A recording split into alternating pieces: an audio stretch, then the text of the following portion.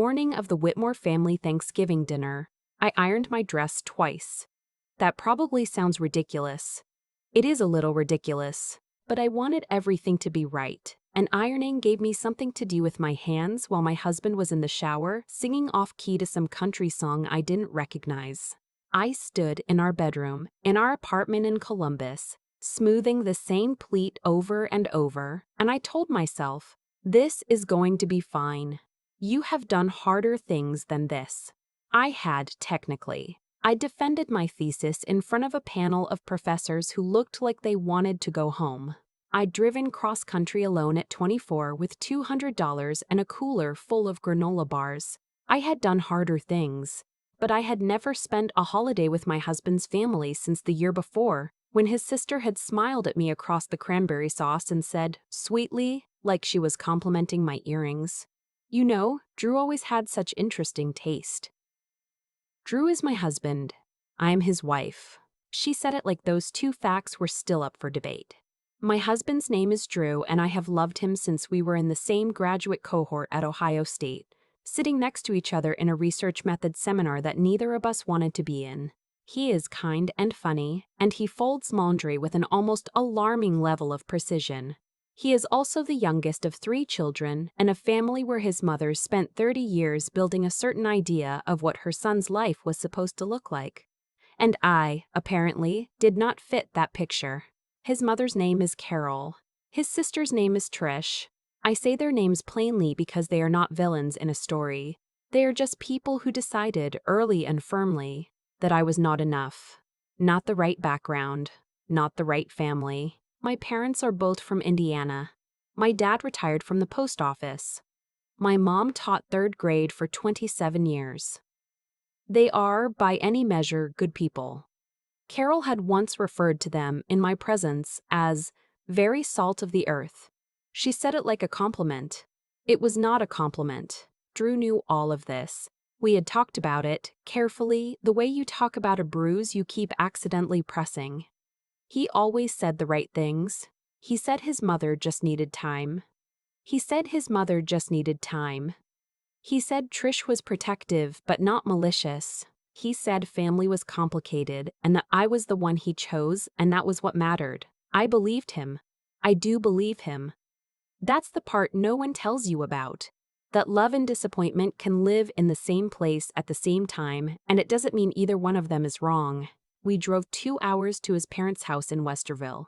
I brought a pie. I had baked it myself, sweet potato, from scratch, because my grandmother used to make it and because I wanted to bring something of myself into that house. Drew carried it inside and said it smelled incredible. His mother looked at it on the counter and said, "Oh, how thoughtful," and then immediately moved it to a back shelf where it couldn't be seen from the table. I noticed, and I let it go because I was trying. The house filled up the way his family's house always did, fast and loud. Cousins and aunts and people whose names I kept quietly reviewing like flashcards. His brother was there with his wife, a woman named Gwen who had been welcomed into this family like she had always belonged to it. I had watched Gwen carefully over the years, trying to understand the difference between her reception and mine. Gwen's family had a lake house. Her father played golf with Carol's husband. That was, more or less, the entire explanation. For a while, things were fine. I helped in the kitchen because I always helped in the kitchen. I refilled people's drinks. I laughed at the right moments. Drew caught my eye from across the room once and smiled at me. That specific smile he has that means I see you. I know this is hard, thank you.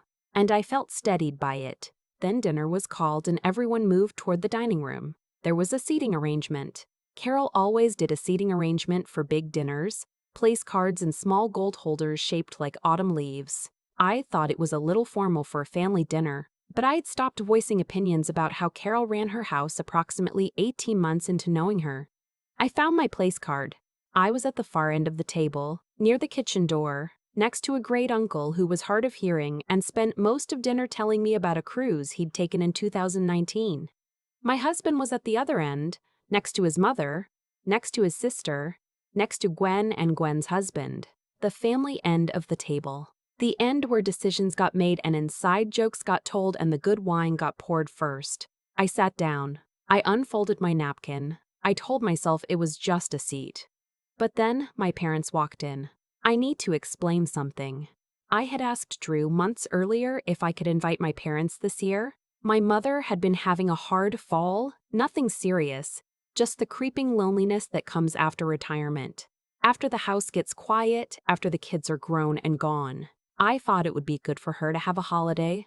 Drew had said yes, of course, absolutely, and he had passed the question along to Carol, who had said graciously that she would be delighted. My parents had driven 3 hours from Muncie. My dad had worn his good jacket. My mother had gotten her hair done.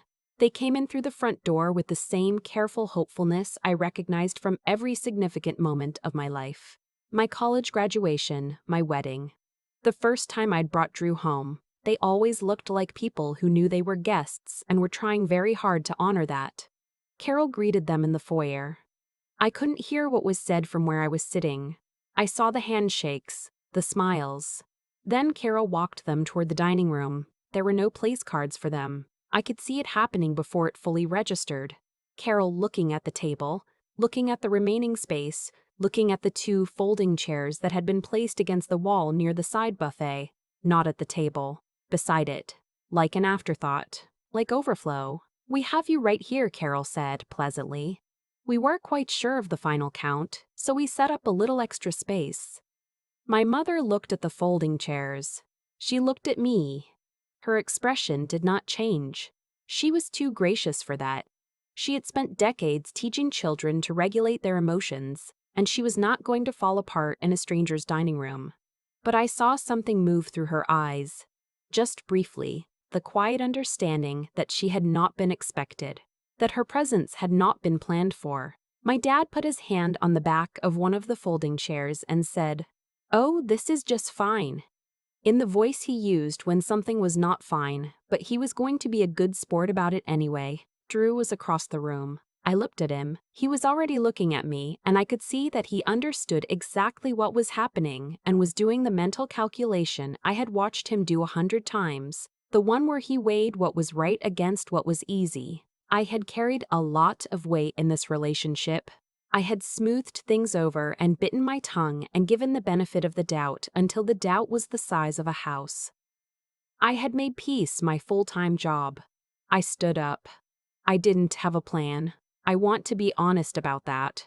I didn't have a speech prepared or an exit strategy or any of the things people imagine you have when you do something like this. I just knew, with a sudden and clarifying certainty, that I was not going to sit at the children's end of the table eating turkey while my parents sat in folding chairs by the wall. I said calmly, "Mom, Dad, come sit with me." Carol looked up. "Oh, there's really not." "I'll figure it out," I said. I picked up my own place card. I picked up the place card next to me, a cousin who was 12 and not going to mind, and I moved us. I rearranged 3 seats, quietly and without drama, until there was a place at the actual table for both of my parents. The cousin got moved to where I had been, near the kitchen, and seemed genuinely delighted by the proximity to the dessert sideboard. The room had gone a particular kind of quiet, not silent. People were still passing rolls, pouring drinks, pretending to be absorbed in conversations. But the quality of the noise had changed. Everyone was listening. Carol said with a smile that did not reach anywhere near her eyes, "Well, I suppose if that works for everyone." Trish laughed softly. She said, to no one in particular, "It's just a seating arrangement. It doesn't need to be a whole thing." And that was the moment. That small, dismissive, perfectly calibrated sentence. It doesn't need to be a whole thing. I had heard variations of that sentence for years. Said directly to me. Said about my feelings. Said about my moments that were supposed to matter. "You're making a big deal out of nothing. You're too sensitive. You always take things the wrong way." I looked at my sister-in-law. I said, "You're right. It's just a seating arrangement." Which is why it's strange that it was arranged specifically to put my parents against a wall. Trish's smile held steady. "That's not what happened." "I know what I saw," I said. "You have a tendency to read into things." There it was. That was the whole playbook. Reduce, dismiss, reframe. Make the observation into the problem. Make me into someone who sees slights that don't exist, feels wounds that weren't inflicted. Here's the thing about being told, for years, that your perception can't be trusted. At some point you either start to believe it or you stop. I was 31 years old. I had a graduate degree in research. I was done. I said, I have a tendency to notice when my family is treated differently than everyone else at this table. And I've been noticing it for 3 years. It was quiet enough now that the great-uncle had stopped talking about his cruise. My mother said softly, "Honey, it's okay, Mom." And I meant it. I was okay. I was more okay in that moment than I had been in years, because I had finally stopped performing okayness and was just being it. I looked at Carol. I said, I have tried really hard to make this work. I want Drew's family to be my family.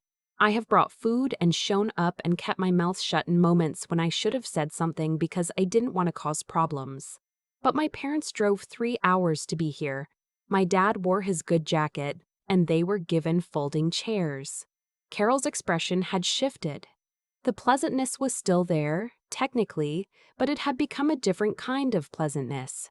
Stiff and stretched, like a mask that no longer quite fit. She said, I wasn't trying to make anyone feel unwelcome.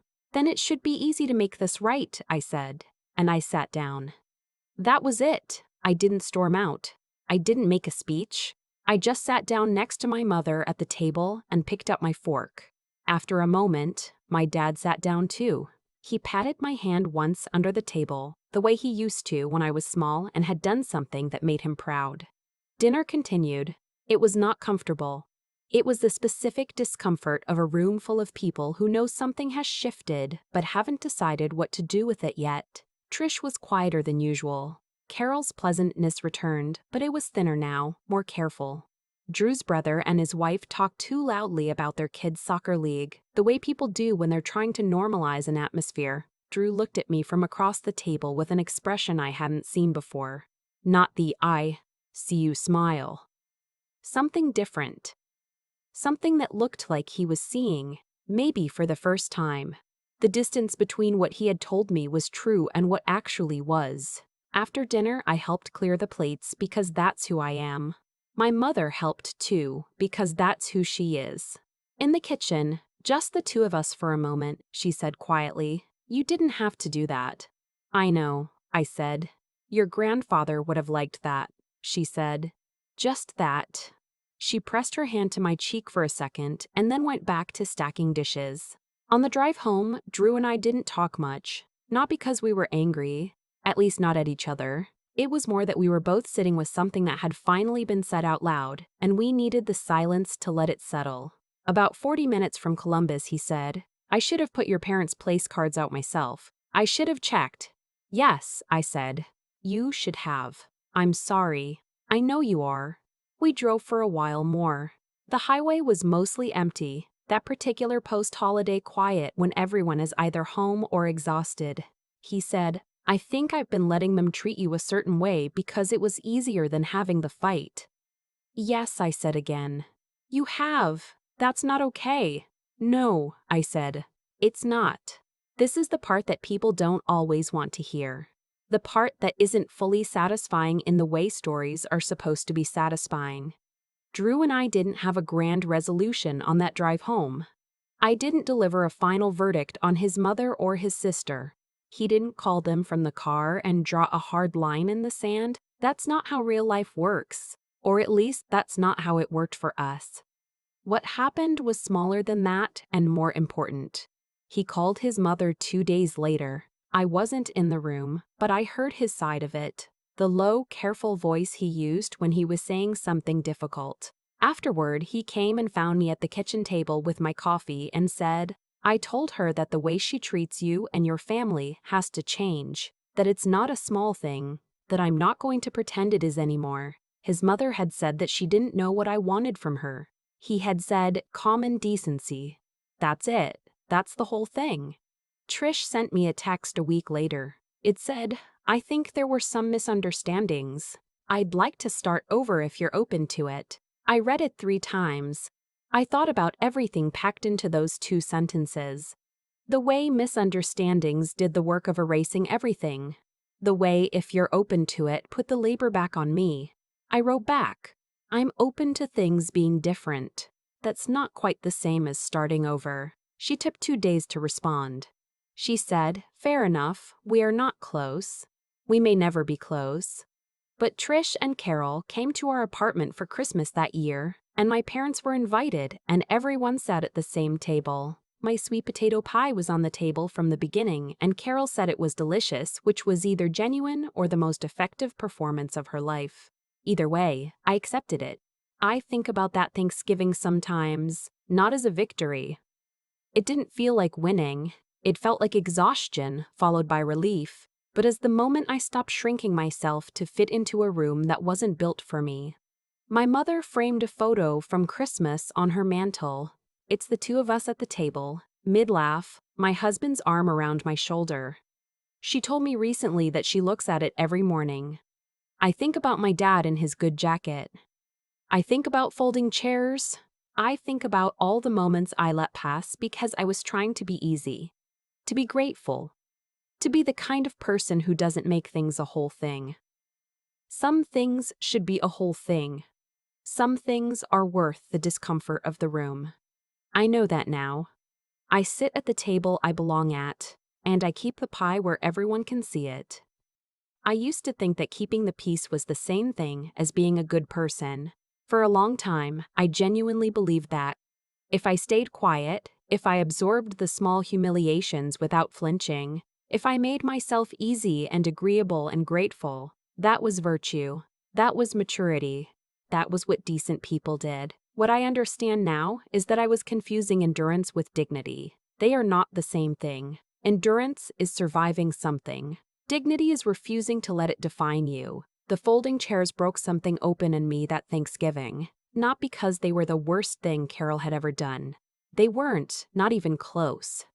But because my mother looked at them with that quiet, careful expression she uses when she is protecting herself from disappointment, and I recognized it. I had been making that same face for 3 years.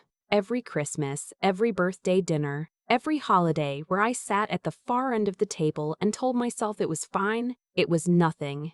It didn't mean anything. I had been folding myself into a chair by the wall and calling it grace. The thing about patterns is that they only continue because someone keeps absorbing the cost. Carol and Trish treated me the way they did not because they were exceptionally cruel people, but because it had never stopped working. Every time I smoothed it over, I was teaching them that it could be smoothed over. Every time Drew looked at me from across the room with that apologetic smile and I smiled back, I was teaching him that the smile was enough. I was making it easy for everyone, except myself and except my parents, who drove 3 hours in good faith and were handed folding chairs like an afterthought. What I did that night wasn't dramatic. I moved some place cards. I said a few honest sentences. I sat down. But the reason it changed things, the reason Drew actually called his mother 2 days later and said what needed to be said, is because I had finally stopped absorbing the cost alone. I made it visible, not to punish anyone, but because invisible things don't get fixed. That's the part I keep coming back to.